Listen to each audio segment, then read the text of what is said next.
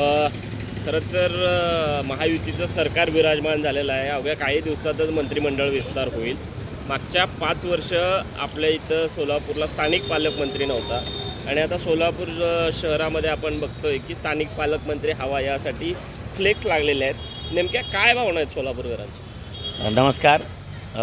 मी एवढंच सांगू इच्छितो की बाबा गेल्या 5 वर्ष आपण जे बाहेरचे पालकमंत्री होते त्याचा अनुभव सोलापूरकरांना फार आहे.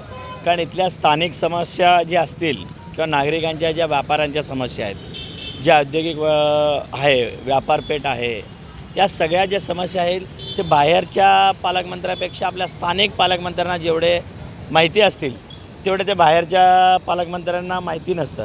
आत्ताच सोलापूर एक चांगल्या विकासाच्या मार्गावर चालू आहे. जसं विमानतळ झालेलं आहे, जसं दुहेरी पाईपलाईन झालेलं आहे, जसं रेल्वेचंही दुहेरी लाईन झालेलं आहे. तशा अनेक अशा समस्या आहेत ज्या आता आपल्या यापुढून करायच्या आहेत. त्या स्थानिक पालकमंत्री असेल तर रोजच्या समस्या त्यांना आपण सांगू शकतो, रोज बैठका होऊ शकतात. तर बाहेरचे जर असतील पालकमंत्री तर त्यांना 15 दिवसाला एकदा इथं व्हिजिट द्यावं लागतं आहे.